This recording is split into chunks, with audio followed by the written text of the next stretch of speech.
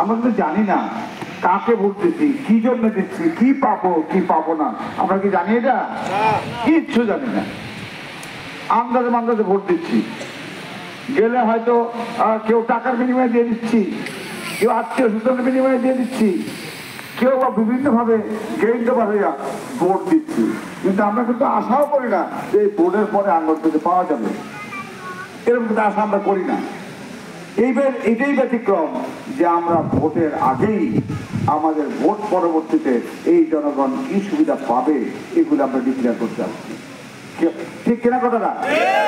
যে আমরা নির্বাচিত হলে আমরা কি করবো জনগণের জন্য, এটা কিন্তু এইবারই প্রথম মিটিং করে আমরা কিন্তু বাজারে বাজারে পথে পথে বৈঠক উঠান বৈঠকের মাধ্যমেও আমরা আপনাদেরকে জানিয়ে দিচ্ছি।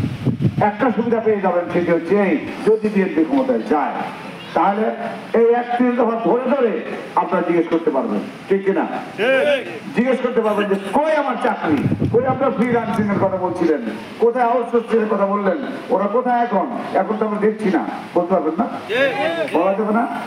এই 31 দফা যত বেশি প্রচারিত হচ্ছে তত বিএনপি বেশি কি বলবো বন্দী হচ্ছে, মানুষের কাছে দায়বদ্ধতা বাড়ছে, ঠিক কিনা?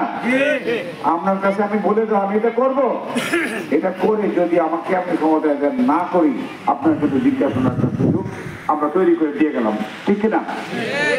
এটা কিন্তু আগে আমরা লক্ষ্য করি নাই। সুতরাং এটা হবে তখনই যদি বিএনপি ক্ষমতায় আসতে পারে, এটা কিন্তু শর্ত আছে। এবং এটা কিন্তু তারেক জিয়ার যে রাষ্ট্রপতি আমাদের 31 দফা, এটা কিন্তু বিএনপির পক্ষ থেকে সেটাকে পাবলিসিটি দেওয়া হচ্ছে। সুতরাং আজকে তাহলে দ্বিতীয় কাজটি আমাদের কি করতে হবে? বিএনপিকে ক্ষমতায় আনতে হবে। যদি 31 দফা আমাদের কাছে পছন্দসই হয়ে থাকে, 31 দফা যদি আমাদের দফা হয়, তাহলে 31 দফা পেতে হলে বিএনপিকে ক্ষমতায়